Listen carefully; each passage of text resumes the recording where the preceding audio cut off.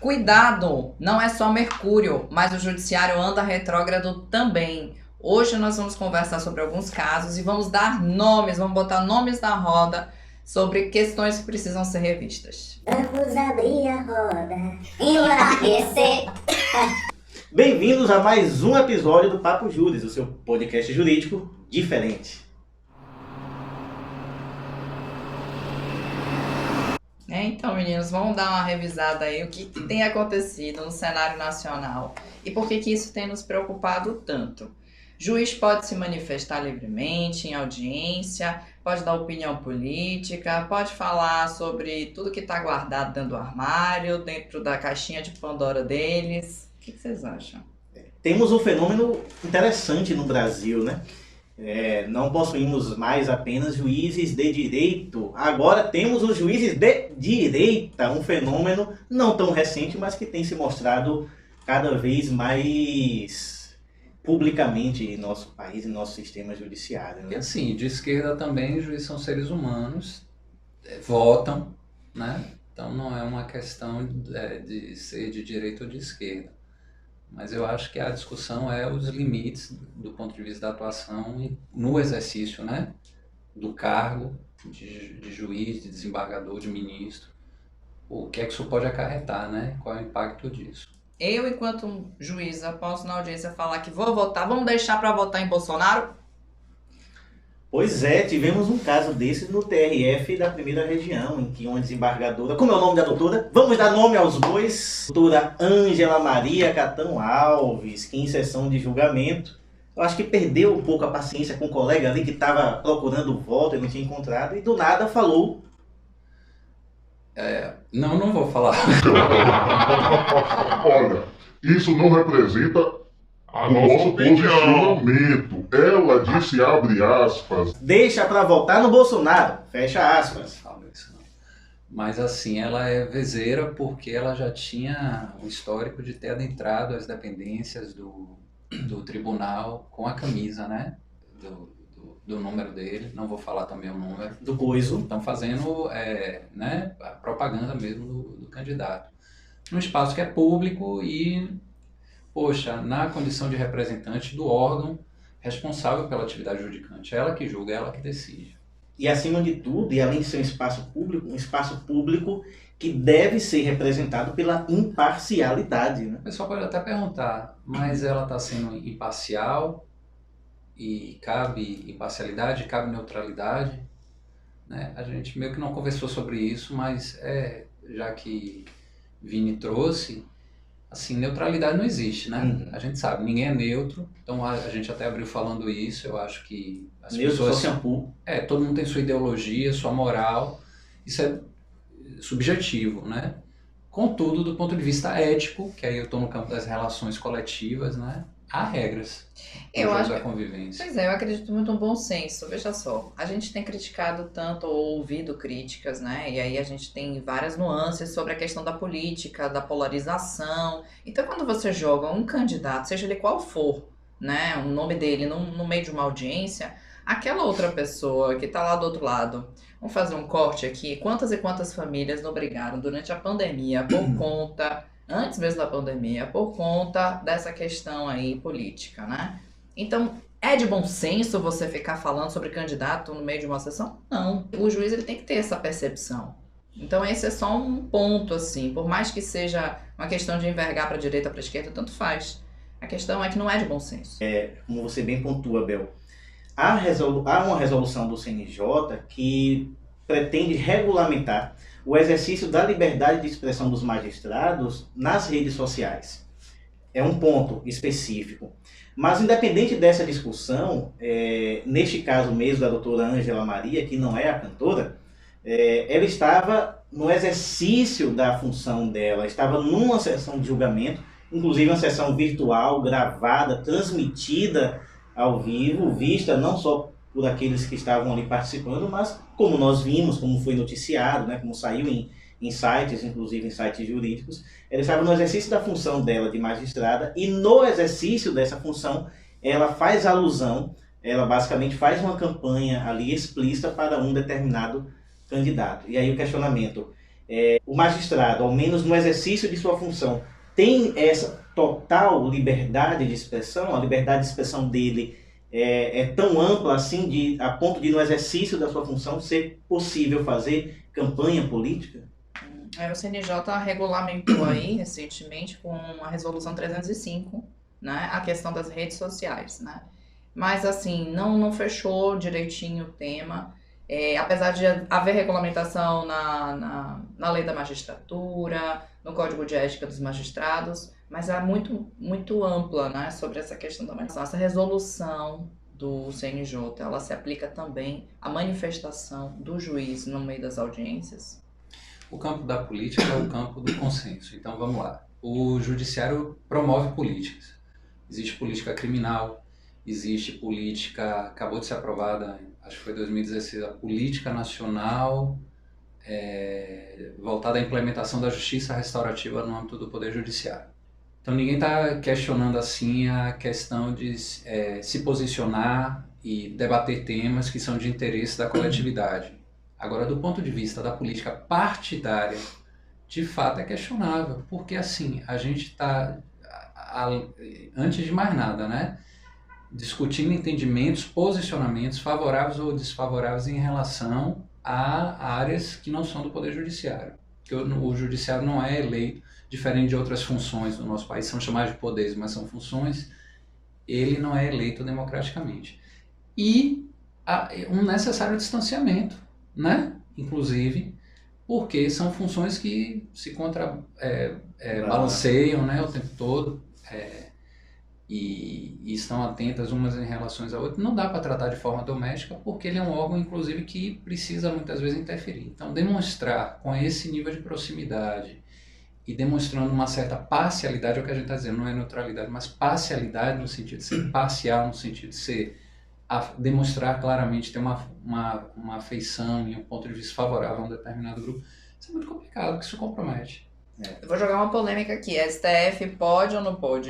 Porque a gente falou, né, sobre a eleição, os magistrados eles não têm um cargo de eleição, não são eleitos, mas no STF eles são indicados, né? Então, pela própria presidência, então existe um projeto de governo por trás. É só uma polêmica. Que também e Marquinhos, que é um douto constitucionalista, pode explicar melhor isso, mas isso representa o sistema de frios e contrapesos, né, o check and balance, em que representantes da alta cúpula do Poder Judiciário, como uma forma de contrabalancear, como você bem, né, as funções, são indicados pelo representante do Poder Executivo e validados, referendados por representantes do Legislativo, pelo Senado, né? Não é só no Judiciário, tem funções que historicamente o pessoal tem militado, né, para ter plena autonomia, escolherem seus próprios dirigentes, e do ponto de vista democrático ainda existe grande parte que entendem que uma autonomia plena ela acaba sendo um risco à própria democracia, né? Então o check and balances ele acaba propiciando um equilíbrio de forças. Tanto assim que as últimas decisões relacionadas à escolha de ministro do STF têm sido criticadas porque naturalmente estão impregnadas de discursos que são relacionados ao campo político partidário, né?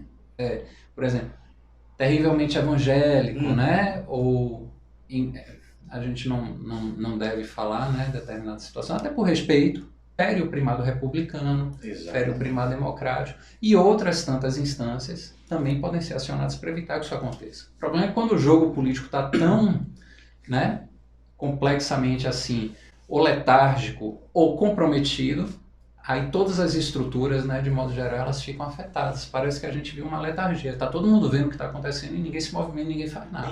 Como, por exemplo, a defesa irracional do que eles consideram família, da família heteronormativa, né? Apenas para exemplificar. E os magistrados acabam levando para o seu exercício jurisdicional, tanto é que há casos, e há um outro caso de um desembargador do Tribunal de Justiça de Goiás, em que ele também, numa sessão de julgamento, traz essa sua concepção pessoal, religiosa, sabe-se Deus como, moral, para o seu exercício jurisdicional. E aí ele ataca a Rede Globo, não que a Rede Globo não mereça ataques, mas ele ataca a Rede Globo porque né? Como foi que ele utilizou? Repugnante, imoral, que incita, que fomenta o homossexualismo, a palavra dele. Vamos colocar assim, existe um movimento meio que conservador, né? E que neste atual cenário político nacional, esse movimento conservador dentro do judiciário está ganhando, vamos dizer, uma força maior. Tá se sentindo seguro, tranquilo, para poder sair de dentro do armário. Você usou uma expressão que eu acho assim, cirurgicamente mais adequada. A gente fala de conservadorismo, respeitando muito o Vini, porque eu compreendo que a direita, de modo geral, ela é muito individualista, né? Mas, por exemplo, em relação à pauta que a gente está criticando aqui, que é uma postura homofóbica, criminosa, porque, né, deve ser equiparada, inclusive, ao crime de racismo. Essa pauta dos direitos civis e políticos, na verdade, até falando de um ponto de vista bem elitista mesmo, é o que funda a teoria dos direitos humanos, e isso é o ideal burguês. Propriedade, liberdade, direitos civis e políticos. Primeiras dimensões, né? Primeiras dimensões, direitos perfeitos. Mas eu me perdi um pouquinho, acho que não precisa cortar não, mas eu sou assim, viu, gente? Prazer, Marquinhos. Marquinhos. Você estava falando do movimento conservador que chegou no judiciário, né? Aí seria bom a gente dar nomes, né, gente? Vamos botar outro nome na roda, esse desembargador do Tribunal de Justiça de Goiás. Mais dois. Este e o outro, Bel. Jairo Ferreira Júnior, que é desembargador do TJ Goiás, e a doutora Ludmila Lins Grilo. Doutora Ludmila Lins ela Grilo. criticou a mutação, defendendo que escanteou o texto da Constituição Federal, que fala que família goza de proteção se for formada por homem e mulher. E aí passou a admitir inovações informalmente, ainda disse que informalmente. Então, ambos juízes de direita conservadores. E eu acho assim até uma ingenuidade você achar que a gente não está o tempo todo dando interpretação, porque a hermenêutica é do direito. Eu acho que é burrice. Mas você entende? Dela, tipo, da Lisa. Eu acho delicado demais de Marquinhos falar que é ingenuidade, que bonito. Como ela é ingênua, gente, não. Ela tá querendo propagar uma desinformação. Estratégia, isso aí pra mim é estratégia de desinformação. Você pode até não concordar com a decisão, né? Porque é muito de conveniência também. Tenho certeza que as interpretações dizem totalmente contrário, por exemplo, do ponto de vista tributário, a lei diz tal coisa, mas a interpretação é tal coisa. Ninguém questiona, né? Agora, uma coisa que alcança tantas pessoas numa sociedade como a nossa, e isso também diz respeito à felicidade, o modo como as pessoas podem exercer seu amor ou não, e aí isso gera essa polêmica toda, né? Não, nos dias de hoje, não tem mais possibilidade de conceber família, homem e mulher. O texto da Constituição é de 88. Não tem como se admitir. Então, o que o STF fez foi apenas destravar para que as coisas sejam como, né, adequando-se ao momento atual que a gente está vivendo. A sociedade já permite que a gente fale com mais tranquilidade, com mais naturalidade sobre as relações homoafetivas e pronto. Interpretação constitucional é matéria do STF, que fique bem claro, ele não está exacerbando as suas funções. Isso é comum sempre, desde que a democracia foi instalada ou reinstalada. O STF, na sua formação originária, ele tem isso como uma das suas funções de... guardião da Constituição. Guardião. É uma função atípica, porém está prevista, né, por lei. A gente já tratou sobre processo legislativo, e a gente sabe que processo legislativo comum, né, vai de uma casa, passa para outra casa, analisa daqui. É um processo muito lento, né? Não que o judiciário seja muito rápido, né? Mas quando chega no STF, o STF tendo essa função constitucionalmente prevista, está na lei, né, que o STF ele interpreta a própria Constituição, ele tem total poder, total garantia de pegar aquele pedido da sociedade, né? Uma petição é um pedido, né? Então chega um pedido para o STF, ele tem a obrigação de responder esse pedido. E é um clamor da sociedade a interpretação de certos institutos constitucionais que ficaram anacrônicos, ficaram fora do tempo. Hoje eles podem ser ampliados tranquilamente. E a quem prejudica ampliar o conceito de família? Pois é. A quem prejudica? E o Legislativo ele pode tomar providência. Quando decidiu, por exemplo, no âmbito do STF sobre a vaquejada, né? reconhecendo que os animais eles são sencientes. São sencientes. Foi muito bacana, mas o Congresso Nacional logo em seguida regulamentou lá, né? E definiu, por conta de vista do aspecto cultural, que tem que ter e tá aí. Então o Legislativo está tão incomodado que ele mude. Vamos ver se ele tem força, né? Boa. Nos dias de hoje para mudar o entendimento do STF, porque ele tem como, né? Através de uma emenda ele corrige lá e da forma que ele quiser. Ou seja, parem de fazer a caveira de um órgão que é tão importante, que é o Supremo Tribunal Federal. Às vezes alguns ministros fazem merda mesmo.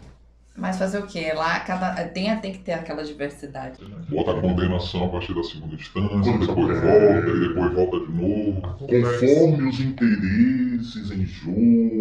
E o que dizer de um juiz que fala, não tô nem aí pra Lei Maria da Penha? Não, nome e sobrenome, por Rodrigo favor. de Azevedo Costa. Doutor Rodrigo de Azevedo Costa, do Tribunal de Justiça do Estado de São Paulo. Olha pra uma mãe, no meio da audiência, e fala, ué, você não tem tempo de ficar com seu filho, então por que você quis a guarda? Também perguntou pra ela, então por que você não escolheu um homem com dinheiro? Ai, gente. Algo nesse nível. Questiona a mãe, questiona o pai, fala, já que vocês nenhum dos dois pode, então a gente coloca uma medida de proteção para a criança. Agora eu não sei por que a senhora, logo a senhora tá querendo a guarda, a senhora fica reclamando que tem todos os ônus. Olha só, gente, olha só. Procurem esse vídeo, eu vou ver se eu consigo colocar aqui. Me desqualifica pela questão financeira, eu ganho mais, eu tenho condição de fazer o que eu quero da minha vida, porque eu ganho para isso. Não me questione porque eu estudei. Você só pode rir quando chegar onde eu cheguei. Eu acho que é um caso até um extremo ali, porque é surreal, né? Ver uma atuação assim, eu nem gosto de ver esses vídeos. É um extremo, mas não é uma coisa isolada. Não é isolado. Não é isolado. A sociedade brasileira é muito machista e muito misógina. E como o Poder Judiciário está inserido na sociedade e é composto por pessoas e, portanto, por membros da sociedade, essa misoginia vai ainda mais quando a gente observa. Magistrados muitas vezes estão dentro de uma bolha, vivem dentro de uma bolha. Como eu vi o Luiz Felipe Pondé, né, o filósofo de direita, ele tem uns raciocínios interessantes. Ele diz o seguinte, mais ou menos, para um jovem que nasce numa família rica, não precisa dividir um banheiro da casa com 10 pessoas e tem o seu próprio banheiro no seu quarto. Como é o nome disso mesmo? Eu esqueci. Suíte. Sua suíte, é porque eu não tenho, então não lembro. Então, o jovem que tem a sua suíte não precisa, portanto, dividir um banheiro com 10 pessoas, acha que ter uma suíte está inserido na Declaração Universal de Direitos Humanos e acaba, né, para ele, todo mundo tem uma suíte, é normal ter suíte, porque o local dele é aquele ali. Ele cresce tendo a suíte achando que isso é normal. Então, o magistrado, muitas vezes, é uma pessoa que teve a condição de fazer uma faculdade boa de direito, porque teve a condição de fazer um ensino médio muito bom. Privilégio. E a partir do momento em que se formou, teve uma condição de parar a vida profissional ou de nem iniciar a vida profissional para estudar. Tem tanto juiz aí que não tá nem aí pra Maria da Penha, não é só ele não, é porque esse daí é o mais polêmico mesmo, né? O que ele falou foi o mais polêmico. Ele é bezeiro, né? São vários episódios. Temos o caso também da Mari Ferrer, da Mariana Ferrer. Era a única mulher, é uma vítima de estupro, se não me falha a memória, era a única mulher presente na sala de audiência, foi virtual, né, se não me engano, para começar o erro aí. E foi questionada pelo advogado da outra parte, o Ministério Público não interveio, o próprio advogado dela não pediu uma questão de ordem, o juiz ainda arrematou o que foi dito pelo outro advogado, ela se sentiu completamente vitimizada 2 vezes. Eu vou colocar 3, porque só na investigação, uma vítima de estupro, né, a pessoa que chega lá falando, gente, eu fui estuprada, já é difícil na investigação policial ela se sentir completamente acolhida. Então, quando eu falo do protocolo de gênero, que é importante a gente observar, é que é para todo e qualquer magistrado, todo e qualquer promotor, todo e qualquer servidor que está ali atrás do balcão, observar todas as mulheres que estão ao redor, naquele momento ali, e julgar conforme as desigualdades, né? O que nos desnivela. Então a gente precisa observar o tipo de fala que a gente vai ter com uma mulher. Sim. A gente precisa observar que tipo de expressão a gente vai colocar naquela mesa, naquele momento, naquela audiência, ou quando a gente vai conversar com o juiz. O juiz ele precisa agora ter muito cuidado com o que ele fala, né? Então, assim, fica aqui a nossa chamada construtiva para todos os juízes, incluindo esses que a gente já citou, para que eles pensem um pouquinho melhor, calcem o sapato da humildade, coloquem a lente de gênero e saiam de suas suítes, né? Porque eles nunca saíram das suítes, porque eles precisam ter uma noção de que a realidade não é essa. Mas de uma gravidade ética enorme, assim, eu acho que todas as instâncias correcionais, os conselhos, eles têm de intervir de forma dura. Os países, eles são medidos anualmente, tem, né, os índices de confiança da população nas instituições, mede corrupção, mede um monte de coisa. Então as instituições têm que atuar, mas de forma dura, senão a gente não muda. Na hora de editar, deixa essa parte, bota entendedor e coloca um... E a gente pode falar de Sérgio Moro? Ou é proibido?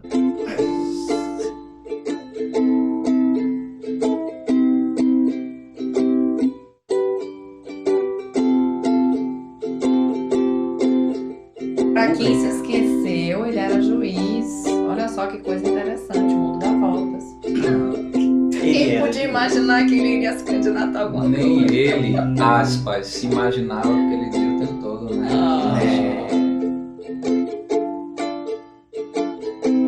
Então, de vez de chupar? Tá. 1, 2, 3 e... Tchutchupá!